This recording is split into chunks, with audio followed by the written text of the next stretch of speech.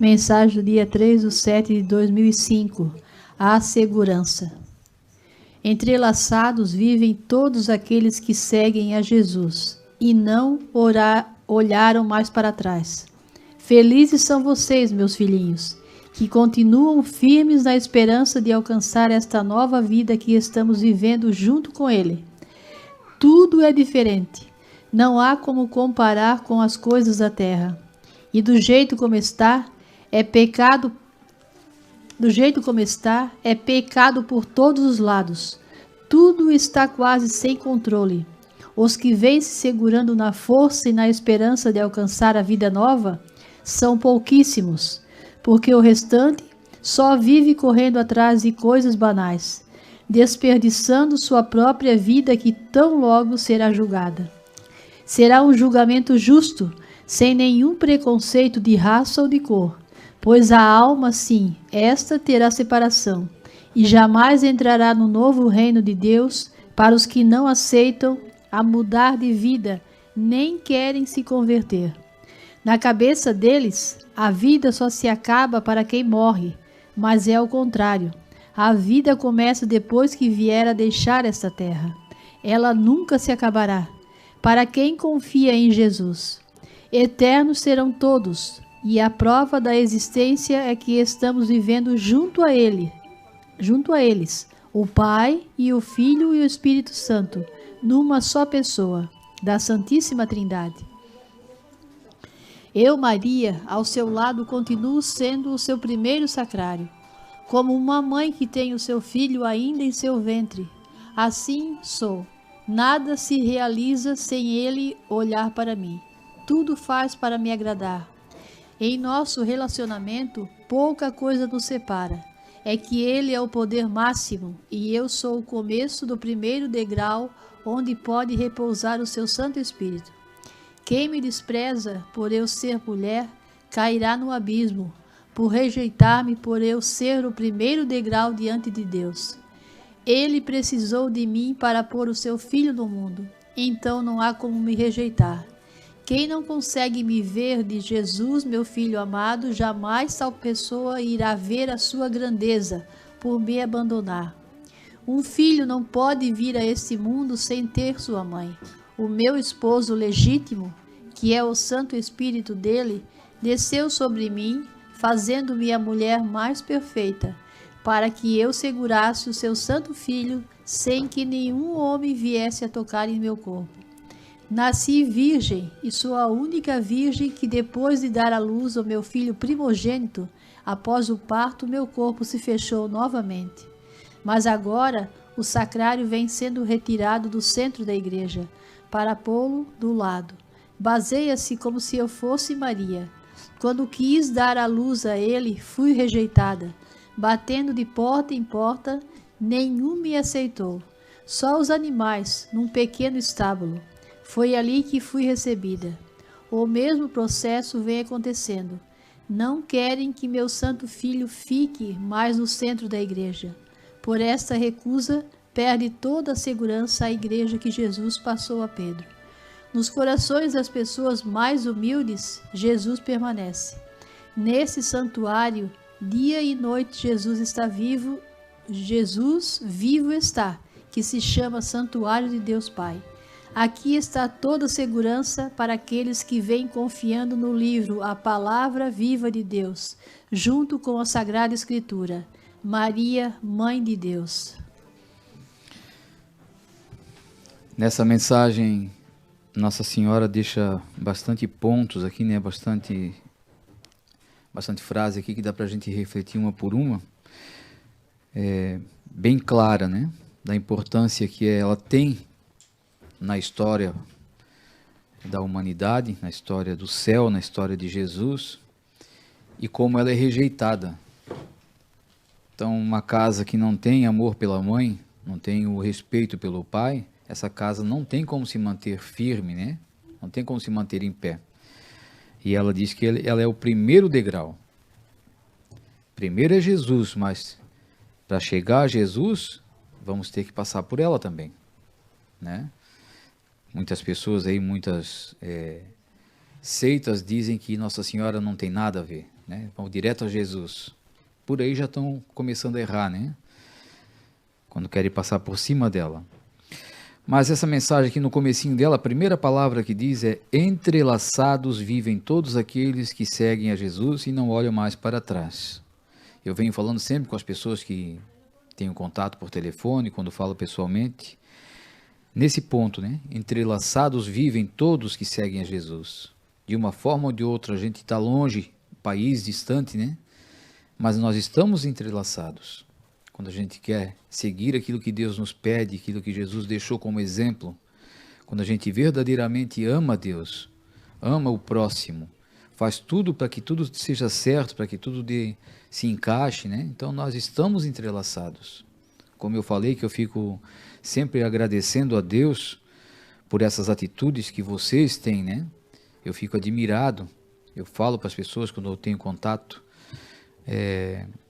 só por Deus isso, né? Como que as pessoas ligam, né, de outro país, aqui mesmo do Brasil, mas também em todos os estados aí, mas assim, preocupados com nós aqui, né? Com a família Conceição. Como é que a gente está financeiramente, espiritualmente, né? Como a gente está de saúde. Essa preocupação que hoje é tão raro, né? Principalmente na parte financeira. Quem é que liga para outras pessoas e perguntar como é que está a tua situação? Eu quero ajudar. Então é que Nossa Senhora está falando aqui, ó, entrelaçados vivem. Estão preocupados, é como se fosse, eles falam para mim, como se vocês são minha família. Então eu tenho essa preocupação. E muitas vezes, né, eu já falei para meus irmãos também, muitas vezes eu podia até mentir para as pessoas, né? Eu podia me aproveitar dessa situação e dizer, não, eu estou precisando, porque estão perguntando, não é eu que estou ligando para as pessoas estão me ligando e perguntando, querem saber, querem ajudar. Mas graças a Deus, né, Deus me dá esse discernimento de não mentir, de não passar por cima da lei de Deus, porque eu vou ter que prestar conta um dia se eu fizer isso. Então esse ensinamento que o Pai nos deixou, eu acredito que meus irmãos fazem da mesma forma, né? Falar a verdade sempre. Então quando a gente fala aqui alguma coisa que está acontecendo, alguma reforma que a gente faz na igreja, essa é a verdade. Eu sempre deixei bem claro a situação que a gente está, nós estamos bem, graças a Deus, né? Precisar a gente sempre precisa, não adianta mentir, porque como vamos viver se não tiver a colaboração lá de fora, né? Como vamos manter essa obra em pé? Esse tempo de pandemia agora, um pouquinho que cai, já faz diferença. Então é um valor X mensal, então, mas as pessoas são fiéis, né? Isso que... Por isso que eu falo também às vezes que o milagre é diário aqui, né? Às vezes eu falo, não que às vezes o milagre... Às vezes eu falo isso, que o milagre aqui é diário, né? Porque manter essa obra em pé não é fácil. Mas é como Nossa Senhora fala, né? Entrelaçados vivem todos aqueles que seguem Jesus. Então, vocês estão entrelaçados conosco aqui, nessa obra, né? Nós verdadeiramente somos uma família. Quando a Nossa Senhora fala aqui, né? Quem não consegue me ver de Jesus, quem não consegue me ver de Jesus, meu filho amado, jamais tal pessoa irá ver sua grandeza. Então, quem aí, por ironia, né? Desclassificam ou tiraram Nossa Senhora da sua vida, nunca vão ver a grandeza de Deus. Quem de nós, né, seres humanos, que vai concordar que fale um tio da nossa mãe? Eu aqui não admito isso nunca, né? A gente até em família, às vezes alguém toca algum assunto, a gente já repreende, né? Isso não pode ser dito, isso não pode acontecer. Agora imagina excluir ela da nossa vida, né? Então, a mãe de Deus, ele escolheu ela como o primeiro sacrário. Ela continua sendo, ela diz aqui, ó, muita gente pode até ironizar isso, né? Geralmente quem não aceita, né? Quem está em outra denominação, que por incrível que pareça, quem está em outra denominação assiste o nosso programa, acompanha a missa, não sei se eles só querem saber para depois criticarem ou porque também gostam da missa, gostam do programa, mas não têm a coragem de assumir, né? Mas as pessoas, a Nossa Senhora está falando aqui que após nascer o menino Jesus, o corpo dela voltou a se fechar. A ideia, mas só para vocês acreditar nisso, bom, a fé não é para todos mesmo, né? Então nós temos que acreditar que Deus, existe alguém mais poderoso do que Deus, e o que é para ele fazer um corpo voltar a se fechar? Não é nada. Se ele criou todos nós, né? Ele criou Adão da onde? Depois a Eva criou da onde? Então o que é para ele fechar um corpo novamente? É nada. Mas Nossa Senhora nos dá esse esclarecimento pela sua misericórdia também, né? Para que muitas pessoas voltem, enxerguem a verdade. Então, essas mensagens são bálsamos mesmo na nossa vida, né? Nós precisamos ler isso diariamente, 2, 3, 4, o quanto a mensagem puder ler, para que a nossa mente fique fixa sobre isso, para que as coisas do mundo não nos roubem o tempo, não nos tire esses pensamentos maravilhosos que Deus botou em nossa mente. Só que Ele deixa o livre-arbítrio, né? Você segue o que você quer.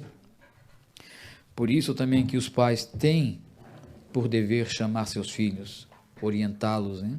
Porque o jovem hoje é muito fácil de se dispersar, né? O mundo está oferecendo todas as mordomias aí para que a pessoa jamais pense em Deus. Um bom tempo aí que vocês sabem disso, né? A política teve mantendo isso também, apagar Deus da história, né? Tentaram e vão tentar até o final, né? Até a vinda de Jesus. Aí quando levanta-se um que quer lutar a favor da família, um cristão a favor da igreja, então uma boa parte que já não quer saber mais luta contra. E às vezes consegue ainda tirar alguns do caminho. Por isso nós precisamos ser firmes na fé. A oração não pode faltar nunca. Uma Santa Missa, se você não pode perder a Santa Missa. O sacramento, se nós temos essa graça de ter um padre conservador, uma Santa Missa diariamente, você não pode perder isso. A não ser quem não está aqui, né? Mas a gente ainda luta para ter, através da internet, transmitir para que leve pelo menos a palavra até você. E Jesus é tão misericordioso que diz que espiritualmente Ele também te comunga, se você realmente acredita, né? Então nós temos todas essas graças e muitas pessoas deixam escapar. Não só através de transmissão a gente procura fazer isso, como procura às vezes, quando tem possibilidade, de visitar as pessoas, né? Então está se levantando aí uma hipótese, né? Está se cogitando uma ideia de o João Batista agora vai para Minas Gerais, visitar os irmãos de caminhada, não sei quais os lugares que ele vai ainda, vão fazer um roteirozinho, né? E agora conversando com o Padre Geraldo, tem tudo para o Padre Geraldo ir junto, né? Fazer os sacramentos aí, batizado, comunhão que precisar, ou a confissão, né? Vocês receberem a comunhão, pessoas que não podem mais vir aqui no santuário pela idade, por outros problemas. Então, depois do dia 10, parece dia 10, o padre vai ter mais uma consulta com a médica dele lá, ele vai tocar nesse assunto, se ele tem permissão, né? Se ele pode se afastar, porque ele faz 3 vezes por semana a viagem até Florianópolis, né? Para fazer as consultas dele lá, o tratamento. Então, ele vai ficar afastado, a médica tem que permitir isso para ele. De saúde ele está bem, graças a Deus, né? Mas vai depender disso. Então, vocês vão se preparando aí em Minas Gerais. Dona Lilian lá de Belém, né? E seu Gilberto, eu tinha dito que a primeira viagem era para lá, para vocês, mas é comigo, tá? E o padre vai agora com o João Batista. Comigo vai ser a primeira viagem, comigo vai ser para Belém, né? Se o padre estiver bem. Tudo vai depender também, né? Com essa bendita lei aí agora de um possível passaporte da saúde, né? Só a gente não sabe se vai poder também através disso, né? Porque para lá tem que ser de avião. Se exigirem isso, nós também não vamos poder viajar. Mas então, se der tudo certo, né? Se o padre estiver bem de saúde, se a médica liberar ele, né, dessas consultas, desse tratamento que está fazendo, talvez aí por 15 dias, não sei, o tempo que vão ficar. Então, depois do dia 10, o João Batista vai para Minas Gerais, e aí já vão preparando aí, decidindo os locais, né, certinho, se reunindo as várias pessoas que precisam, se reunirem em certos lugares, e ele vai ao encontro de vocês, se Deus quiser, com o padre, tá?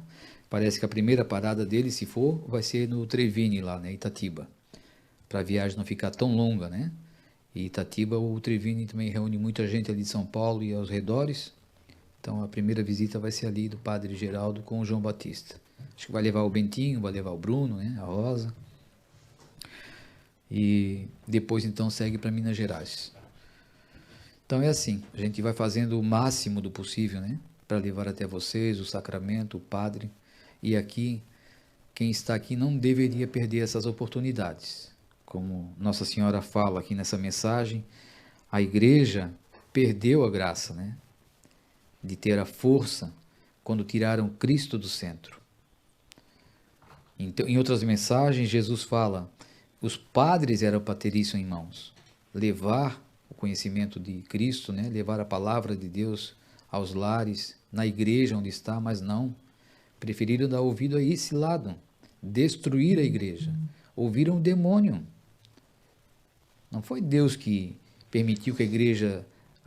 Bom, ele permitiu, né? Tudo acontece por permissão dele, mas não foi desejo dele que a igreja chegasse ao ponto que está. Foi o diabo que pediu permissão e muitos deram ouvido a ele. Por isso que chegou a esse ponto, né? De os leigos terem que, muitos, né? Tomarem a frente e se manterem firmes. Fala-se tanto nessa bendita picadinha aí agora, né? Que diz que não pode falar, mas fala-se o tempo todo. Uma coisa que não está nada certo e mesmo assim as pessoas querem, eu quero, sabendo que não é o correto. Com casos de óbito, né? Tanto já acontecendo, e não, mas eu quero. E Jesus pediu, através das mensagens, né? Fiquem alerta para as propostas que virão. Acabei de falar aqui agora, a viagem de Belém, né? Se para lá tem que ser de avião. Se for exigido daí esse passaporte da saúde aí, ninguém vai mais, né? Porque eu, da minha parte, nem sonho, né? Levar essa picadinha aí. Aí diz, mas isso é pro bem de muitos, é pro bem da maior parte, que seja. Porque não estão dando ouvido a Deus. Não estão dando ouvido àquilo que ele falou. Se ele falou para que isso não acontecesse com a gente, né? Os seguidores, os filhos da luz, e muitos já entraram nessa, né? Muitos já aceitaram, depois não vai adiantar chorar. Diz assim, mas foi sempre dessa forma. Nós temos um exemplo aí bem forte, quando a gente falou sobre casamentos aqui na igreja, né? Cuidem, para isso existe o tempo de namoro, para isso existe uma confissão boa, para isso existe a conversa, e as pessoas, às vezes, não dão ouvido a nada disso, casam. Depois, lá na frente, descobrem que não deu certo, querem que esse casamento seja anulado. Parece brincadeira isso, né? Então, assim, é alertado antes. É falado, não faça dessa forma. Vão lá, teimam e fazem, né? Fizeram muitas vezes pelas costas do profeta. Depois queria que o profeta se responsabilizasse pela separação, pela anulação do casamento. E isso não pode acontecer aqui. Está voltando novamente, mais pessoas pedindo para o casamento ser anulado. Eu estou falando aqui mais uma vez, eu falo em nome da família, vocês podem procurar quem vocês quiserem, dos meus irmãos. Isso é unânime aqui. Não pode acontecer isso aqui no santuário, vai virar bagunça. Não existe isso, anular casamento, nós não temos essa autoridade de anular casamento. Depois querem mais que seja só uma bênção, daí vai depender do padre. Se ele se responsabilizar e dar uma bênção dele, é com ele, não é com a gente. E vem pedir permissão para a gente. Eu não tenho essa autoridade para dar essa permissão. Então, as pessoas insistem, né? Insistem. Casamentos aí de 20 anos, de 30 anos, querem ser anulados, porque foi abandonado. Mas como isso? Sempre vai ser dessa forma. As minhas irmãs, aconteceu o que com elas? Foram abandonadas. Então, elas podem casar novamente? Vamos anular o casamento delas? Sempre vai existir, um lado foi abandonado, né? Então não tem isso. Vem com esse pretexto, mas eu fui abandonada, agora eu descobri que o meu marido não me amava, depois de 20 anos. Né? Então é tudo muito assim, parece que é para provocar a gente isso daí, né? Meu Deus, a gente fala, e depois se perguntam, mas por quê? Já estou ficando irritado, só de falar. Depois vocês perguntam, por que anda tão irritado? Mas meu Deus, eu falei uma vez, não. É a quarta, quinta, sexta, 10ª vez vai perguntar, sabe? Vão perguntar até ver se a gente cansa e vai permitir? Não vai acontecer isso aqui. Por favor. Se querem fazer dessa forma, então vai procurar outra igreja. Lá fora está aceitando tudo, o Francisco aceita tudo que acontece, então vai para lá. Se querem, porque dizem, mas então vocês estão fazendo o quê? Eu estou sendo verdadeiro. Se vocês querem agir dessa forma, é porque não acreditam nas mensagens. Não querem ser um cristão verdadeiro. Então vai procurar outra igreja. Vai viver lá do jeito como o Francisco está liberando tudo. Aqui não pode acontecer isso. Por favor, gente. Não insistam dessa forma. Não fique botando o padre assim, em xeque-mate. O padre vem perguntar para mim e eu tenho que dizer um não para o padre, ou então, às vezes, porque eu sou, perdão da palavra, mas eu sou grosso, né? Eu posso dar uma hora ainda ofender o padre. Então, vocês vêm ali, ficam em confissão, não sei de que forma que é, pergunta para o padre vem falar comigo, mas é não. Não é não. Ou é sim ou é não. É não, pronto. Não insistam, por favor. Casamento não se desfaz aqui no santuário. E muito menos fazer novo casamento. Não vai acontecer isso aqui. Né? Eu espero que vocês entendam isso. É uma persistência que não dá para entender. Eu ouso até falar, né? Perdão se eu vou ofender, mas é o diabo falando por vocês. Me desculpa, mas é a verdade. Porque daí é testando a gente, né? Vamos ver até que ponto que eles são firmes. Poxa, o pai sofreu tanto com isso, né? Agora, será que nós vamos ter que passar pela mesma fase? Mesmo depois de tantos anos esclarecendo que isso não pode acontecer? 4.708 mensagens explicando tudo o que passa. A mensagem está lá falando, às vezes toca um assunto, mas Deus está alertando que isso não pode acontecer. E usa às vezes 2, 3 frases antes do término da mensagem para dizer, não, aqui na mensagem está falando que pode. E não pode, está lá, que isso não aconteça. Jesus não foi tão claro quando mudou Moisés, né? Tinha dado carta de repúdio, ele falou, mas por causa da dureza do vosso coração. Está acontecendo de novo isso com a gente. É por causa da dureza do vosso coração. Vocês não entenderam que um casamento não se desfaz?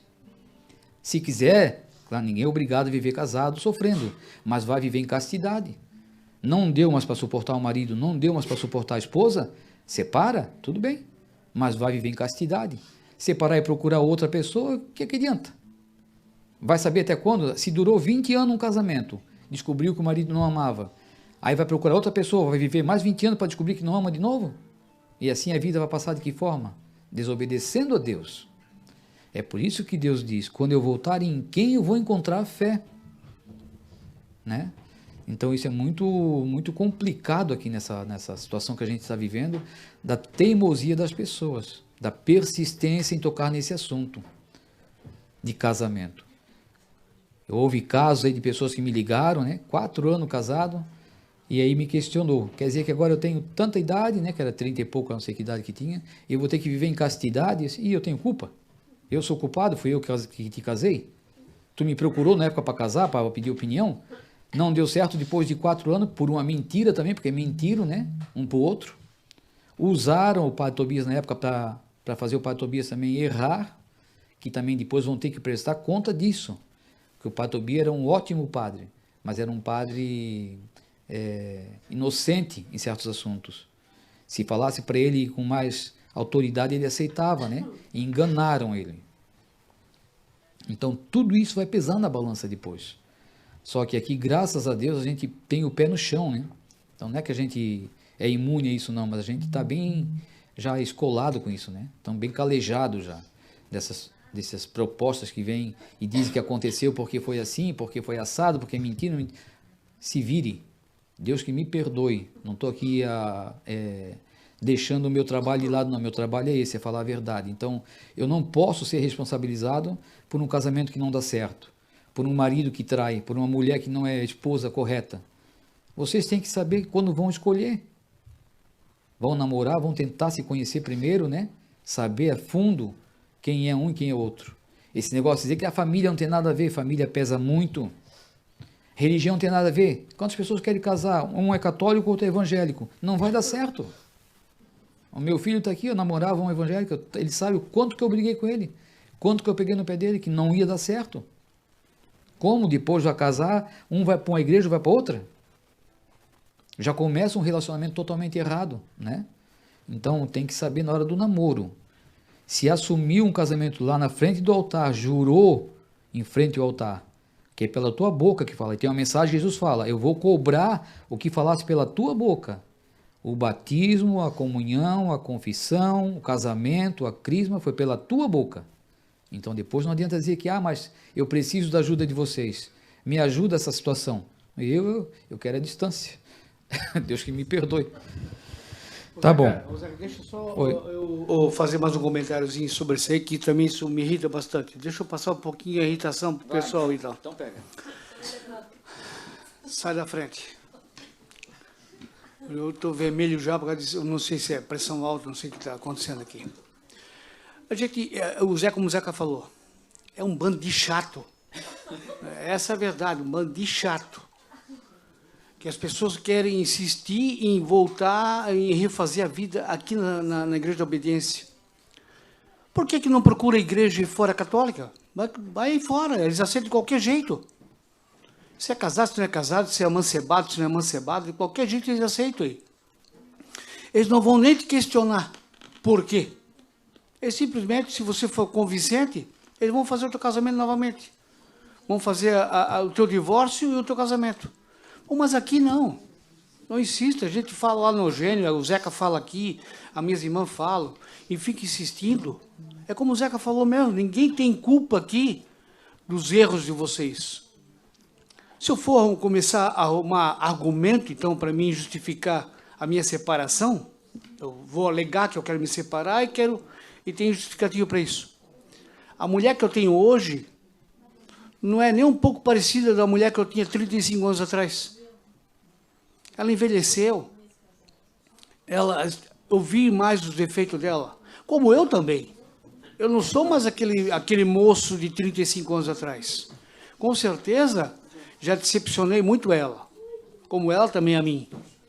Mas a gente fez um juramento no altar. A gente já teve a ponto de se separar. Estou sendo o mais franco possível. Mas a gente está junto. E vamos levar até quando Deus quiser. Quando Deus me levar ou levar ela. Aí sim, estaremos liberados para um outro relacionamento, se assim quisermos. Agora, querer arrumar algum argumento, justificativa, porque não deu certo o casamento, então, como o José falou, não soubesse escolher. Mas as pessoas mudam, mas você tem que prever isso. Tem que prever isso. A vida não vai ser um namoro constante, não vai ser um noivado constante, não vai ser uma lua de mel constante. Vai vir as diferenças, as brigas, as discussões, mas isso a gente só vai vencer estando com Deus ao nosso lado. Então, como o José falou, só dando mais uma reforçada no tema que ele levantou aqui. Deixe de ser chatos e vamos procurar, então, já que quer desafiar as leis de Deus, procure a igreja aí fora e pronto. Vocês não vão ter problema nenhum e não vão trazer problema para a palavra viva de Deus.